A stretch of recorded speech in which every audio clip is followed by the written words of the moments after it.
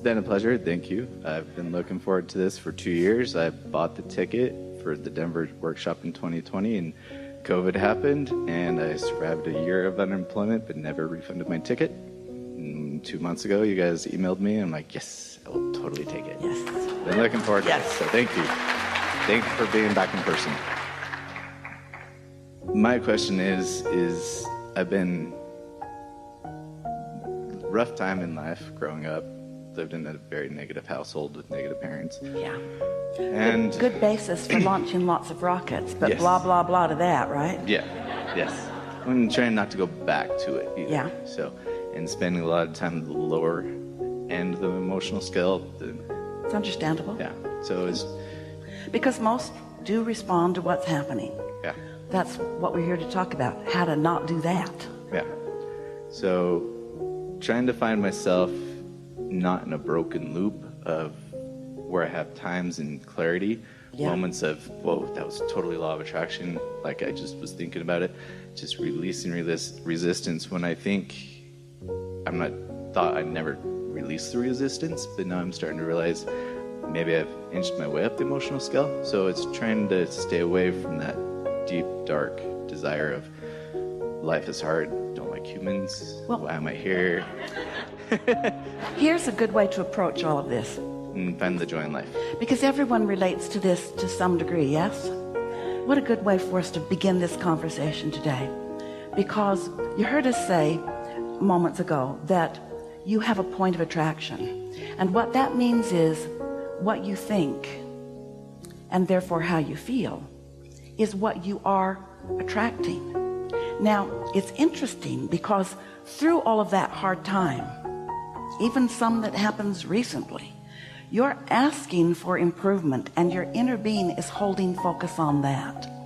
So the law of attraction is responding both to what you want and to where you stand vibrationally in relationship to it. That's why there can feel like there's a tug of war, and that's what negative emotion is. If you can stop that tug of war for a moment through meditation or some form of focus, or even by slumbering, it slows it way, way down, then you feel better because the tug of war softens. You don't feel the tension of it. So now we want to introduce into this important conversation your point of focus that goes like this.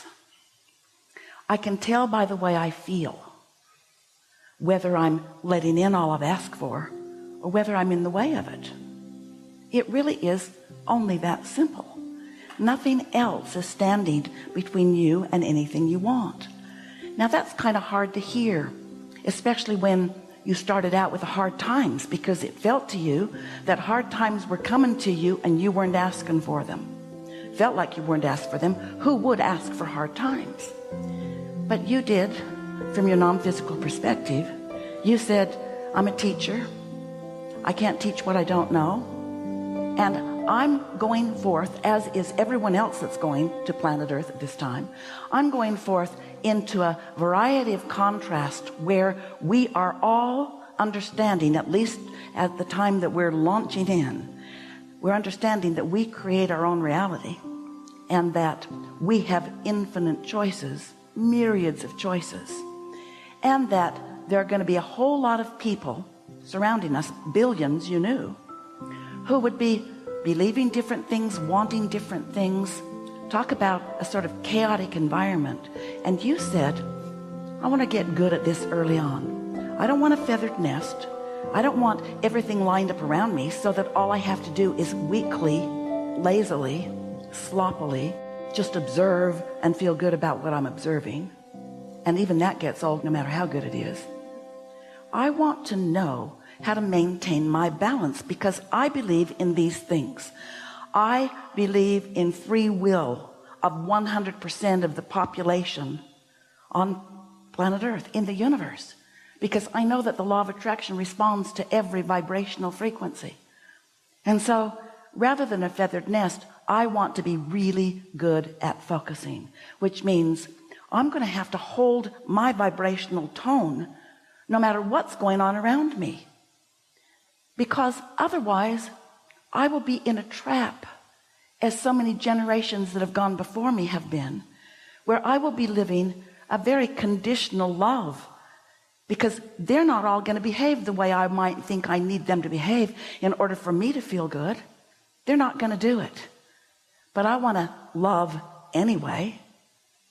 I don't want to be part of the world that needs to line up in segments, pigeonhole and catalog, and say, this is what we believe in, this is the right way, and therefore everyone else is wrong, and then gather a stance of pushing against what I don't want. Because I know, you said, we said we'd remind you, I know that the law of attraction is responding to my own thoughts, and if I'm pushing against what I don't want, I'm attracting what I do not want.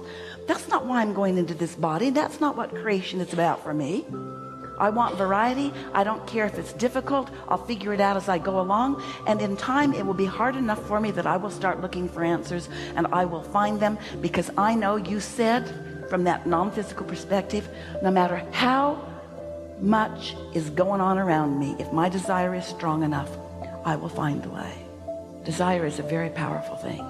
And when you think about your inner being who's lined up there with you, who's focused with you, who's calling all cooperative components forth, when you ask, it is given. Someone should write a book.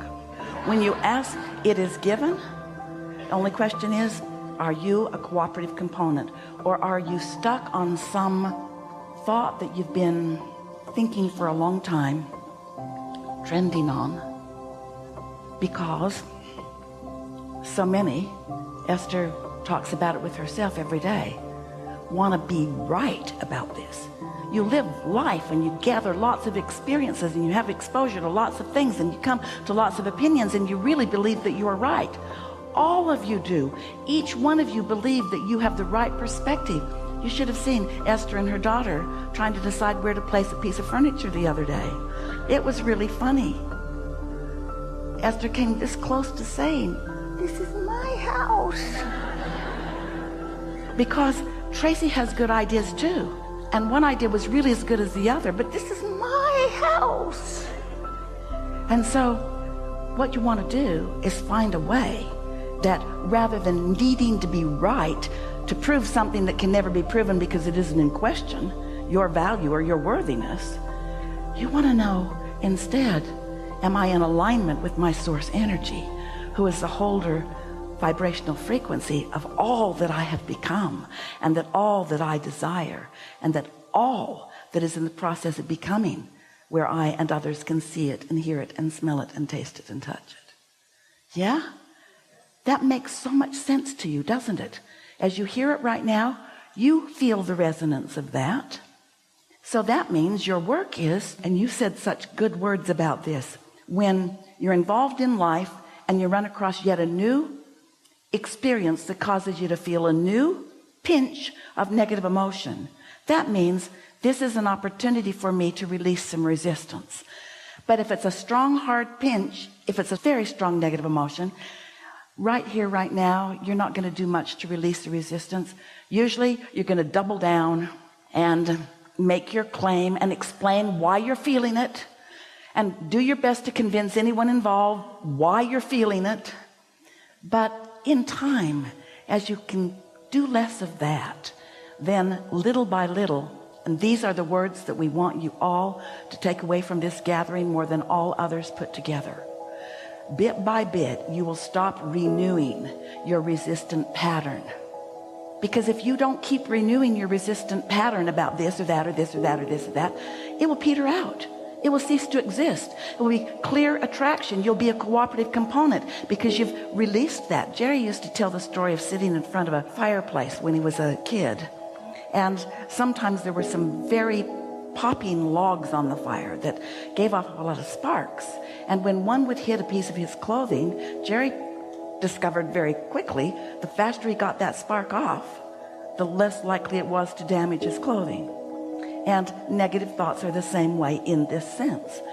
The faster you turn your attention from them, the faster you do not continue to activate them by your attention, the faster you do not continue to activate the vibration in you of that thing you're focused on, then the easier it is to do. But if it's something you've been carrying around for a while, don't try to do it right now. It'll just make you nuts.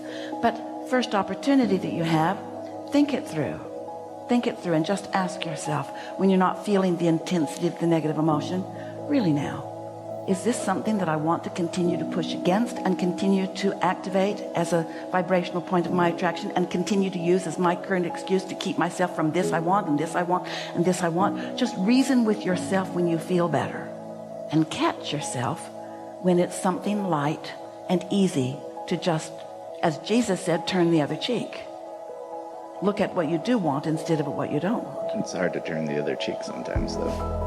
Well, now we just gave you 18 minutes of the best work we have. I know. And you just did what almost everyone does.